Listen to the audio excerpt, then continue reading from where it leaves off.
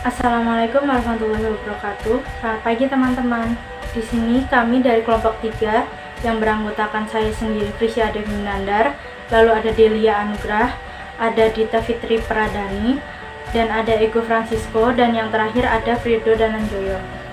Di sini kami akan mempresentasikan hasil diskusi kami tentang hazard analysis critical control point atau HACCP pada makanan yogurt.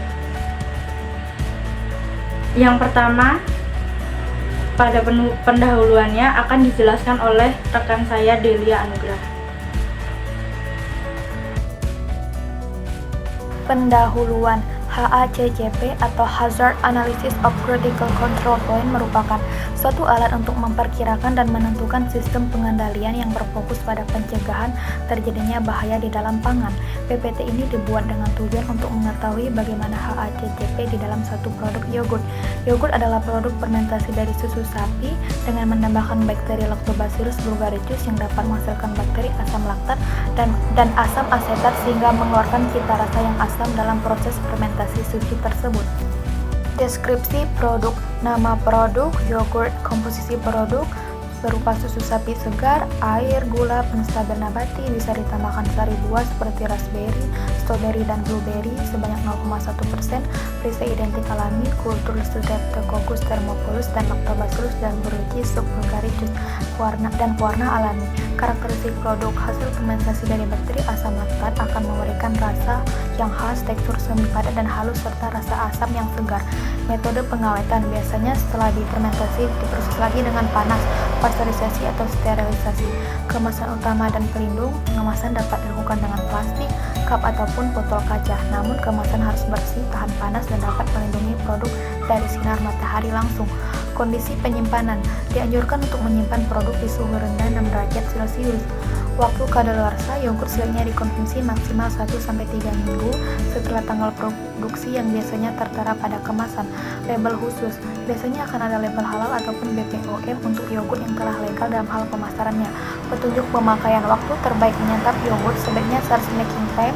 Alasannya saat snacking time itu perut kosong sehingga bisa dicerna dengan Assalamualaikum warahmatullahi wabarakatuh. Perkenalkan, saya Ego Francisco, NIM 195161.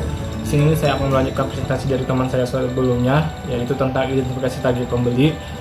Di sini target pembeli untuk yogurt ada beberapa kalangan, yaitu kalangan muda, perempuan, ibu rumah tangga, serta mahasiswa. Di mana masing-masing dari kalangan ini mempunyai peran tersendiri dalam mengkonsumsi yogurt. Kegunaannya untuk apa? Seperti kalangan muda ini biasanya digunakan untuk melakukan diet, sama juga sama kalangan perempuan, mereka sering menggunakan yogurt sebagai bahan makanan untuk diet. Kemudian ada ibu rumah tangga ini biasanya menggunakan yogurt sebagai bahan makanan untuk makanan yang sehat. Dan mahasiswa biasanya mengkonsumsi yogurt untuk menghilangkan rasa haus di saat kelelahan. Kemudian di sini saya akan membahas diagram aliran pembuatan produk. Pertama, dari susu segar. Dari susu segar kemudian dilakukan pasteurisasi selama dengan waktu 15 menit dan suhu 70 derajat Celcius.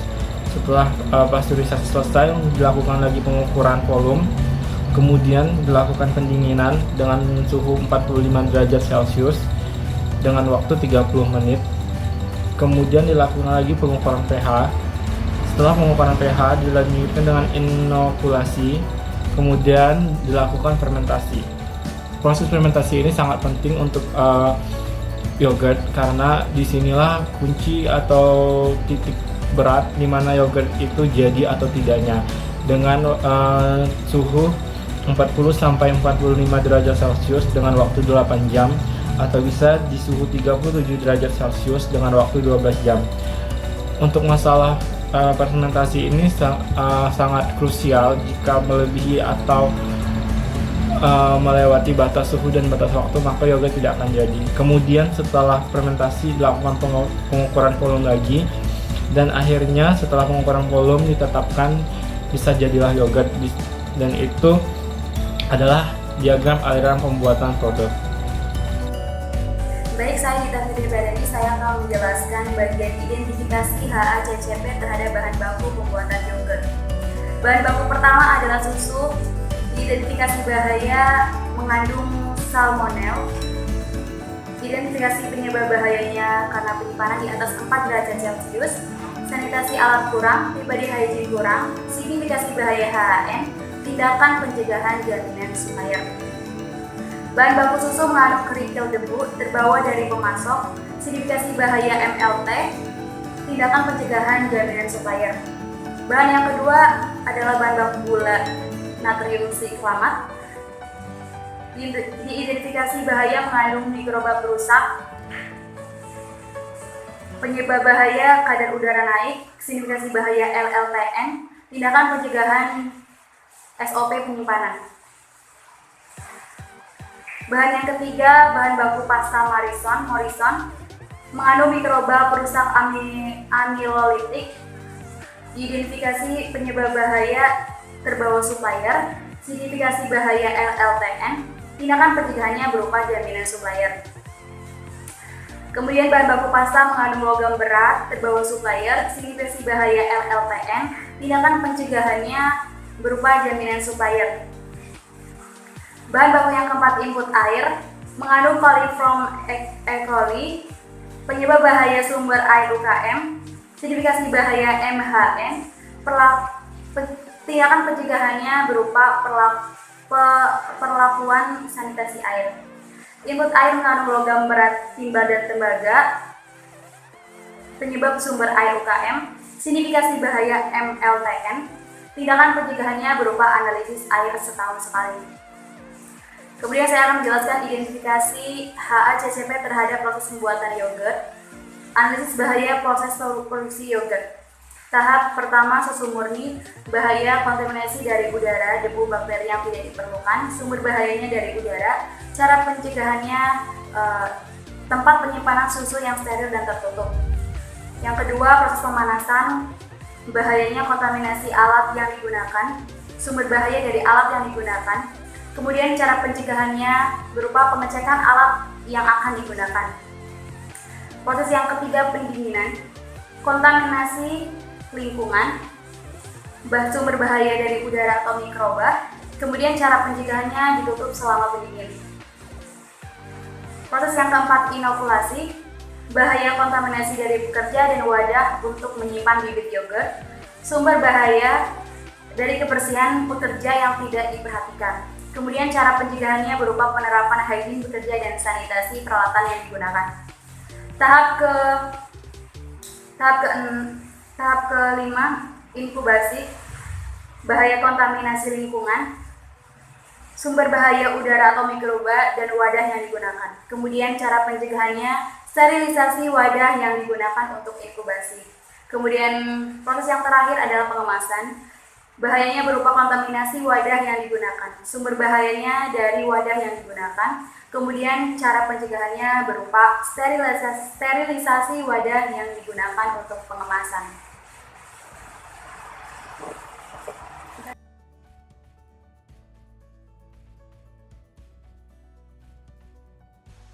Saya Oki Wiranjoyo akan menjelaskan analisis terhadap proses pembuatan yogurt. NIM saya 19516. Pertama, susu segar dipanaskan sampai suhu 90 derajat dan harus selalu diaduk supaya tidak ada koagulasi pada susu tersebut. Pada suhu tersebut dipertahankan selama 1 jam dulu. Apabila dilakukan pasteurisasi, maka suhu pemanasannya adalah 70 sampai 75 derajat Celcius. Yang kedua, setelah dipanaskan, selanjutnya dilakukan pendinginan suhu sampai suhu menurun 37 sampai 45 derajat Celcius. Pendinginan biasanya diletakkan pada wadah tertutup yang dingin. Setelah itu, setelah suhu mencapai yang diinginkan, maka dilakukanlah inokulasi atau penambahan bakteri ke dalam susu tersebut sejumlah 50 sampai 60 ml susu. Setelah ditambahkan bakteri, selanjutnya diperam pada ruangan hangat yang memiliki suhu 30 sampai 40 derajat Celcius. Tahap selanjutnya adalah filtrasi. Hal ini dilakukan untuk memisahkan bagian yang padat, yang seperti gel yang biasanya mengambang di atas. Dan terakhir, supaya yogurt lebih lezat, rasanya dapat ditambah dengan potongan buah, kaktel, nata de coco, atau Yang selanjutnya adalah penentuan batas kritis. Menurut WHO, analisis bahaya dan pengendalian titik kritis atau Hazard Analysis and Critical Control Point atau sering disebut HACCP didefinisikan sebagai suatu pendekatan ilmiah, rasional, dan sistematik untuk mengidentifikasi atau menilai dan mengendalikan suatu bahaya. Pada awalnya, prinsip HACCP dibuat untuk keamanan bahaya pangan. Namun, pada sistem ini akhirnya dapat diaplikasikan lebih luas dan mencakup industri yang lainnya. Aplikasi HACCP terutama yang diperuntukkan untuk bahan pangan dan dilaksanakan berdasarkan beberapa contoh pedoman, yaitu prinsip umum kebersihan pangan kodeks yang sesuai dengan kode praktik, dan undang-undang keamanan pangan yang sesuai. Yang selanjutnya adalah kesimpulan dan saran. Untuk kesimpulannya adalah berdasarkan analisa yang penulis buat, maka dapat disimpulkan bahwa yogurt memiliki HACCP di dalam produknya. Yogurt merupakan produk fermentasi dari susu dengan menambahkan bakteri Lactobacillus yang dapat menghasilkan bakteri asam laktat dan asam asetat sehingga mengeluarkan cita rasa yang asam dalam proses fermentasi susu tersebut. Untuk saran dari penulis, yaitu dengan adanya penjelasan tersebut, maka para produsen yogurt diharapkan untuk memproduksi yogurt dengan kualitas baik dan aman. Sekian dari kami. Jika ada salah kata, kami mohon maaf. Wassalamualaikum warahmatullahi wabarakatuh.